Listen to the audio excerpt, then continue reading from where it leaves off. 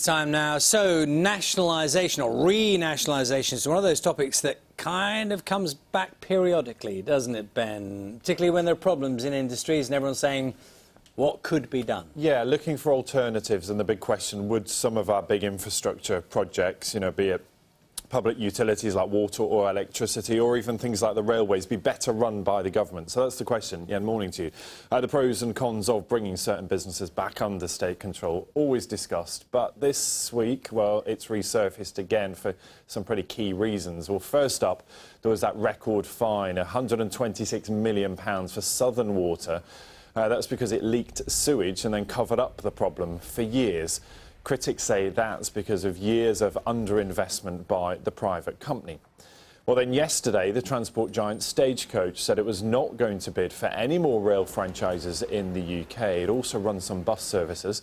It's got a big stake in Virgin Trains, but it lost the East Coast franchise last year, and it's now been banned from bidding for 3 more, including the busy West Coast mainline, as well as East Midlands trains too.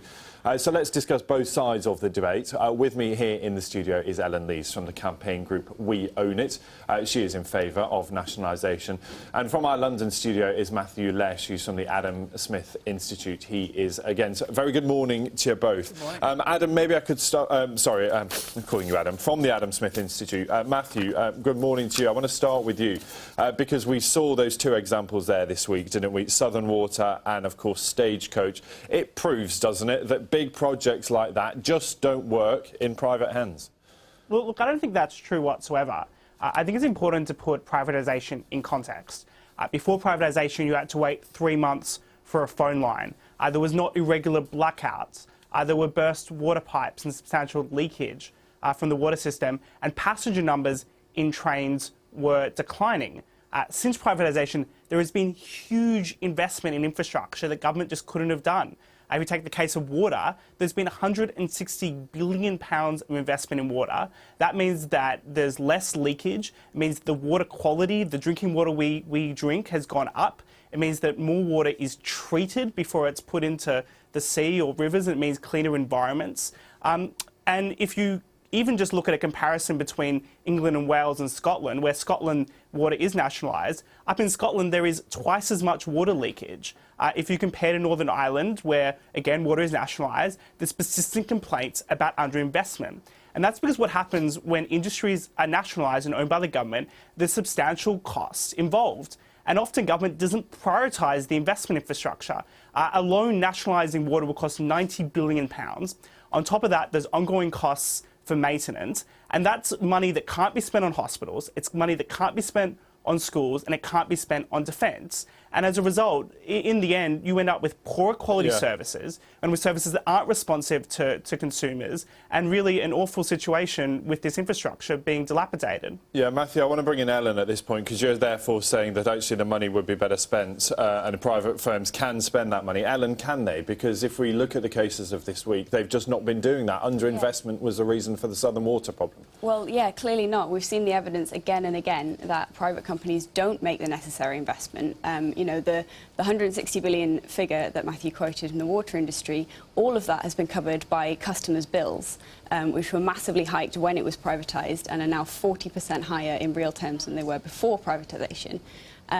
All of the investment could have been covered by customers' bills. Water is a profitable industry. It is not rocket science to reinvest that profit and make the necessary investment. In Scotland, they invest more per capita than English water companies do. And bills are £40 lower, roughly.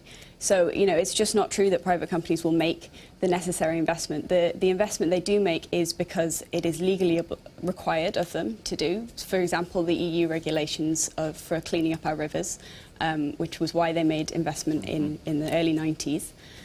They don't do it out of the goodness of their hearts. They're not paying for it out of their own pocket, and I don't see why a publicly owned company couldn't make the same investment, reinvest the profit and make a better service. Yeah, I mean, Matthew, when we look at that, though, private ownership, the process of franchises, essentially what we're creating are monopolies. These rail companies, for example, have huge monopolies on those lines. Even though we say they don't, they're the only firm that's able to operate. That means there's no incentive to cut prices or make the system any better, make the service any better. Look, I completely agree, and that's why for quite a number of years, the Adam Smith Institute has actually advocated for open access on trains, which means rather than this existing system Matthew, we know that open access doesn't work. I'm sorry to interrupt, but you've got one train operating on one line. You can't put more trains on that line. Virgin Trains, in this case, have the monopoly. You can actually run different trains at different times. There are open access lines in the UK where prices for passengers are lower and where customer satisfaction is much higher. It's not impossible to have different operators having allocated different times on the train line competing for customers. I do completely agree that the monopoly franchise system has failed and needs to end, and hopefully the government does do that as part of the Williams Well review that's going on at the moment, and it does facilitate more competition, because I think you're completely right. Yeah. The purpose of privatisation is not just to get things out of government hands, it's to enable competition so that there's better passenger outcomes, so there's high quality services and innovation. In most public services, there is a natural monopoly, you're absolutely right, and open access on the rail would just increase the fragmentation, which is the cause of the problems that we're having. It would mean that there are more ticket choices, more confusion, more chaos, less cooperation between the different parts of the railway. It's just going in completely the wrong direction, and it's not the solution. Ellen, Matthew, we could continue this conversation all day. I'm really sorry we're out of time, but it's really interesting to hear your thoughts on all of that and what happens next. We'll continue this, and I'm sure we'll talk about this again, but I'll have more for you after 7. I'll see you very soon. Thanks, Ben.